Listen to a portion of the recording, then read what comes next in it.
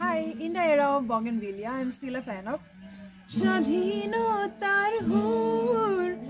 তোমার আরো হরল যাপন জীবন মধুর অরণ্যই হব ধর্ম আমাৰ নাথাকে মানুহৰ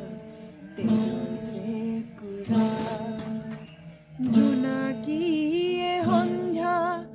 বন্তি জ্বলাব এনেকৈ সুখী হবানে কোৱা এটা গান শুনা না এটা গান শুনা আদৰ শুনা অনুভৱ বুজাব খুজিছো কপালতে হাত বুলাই দিয়া বৰষৰ বিচাৰো এটা গান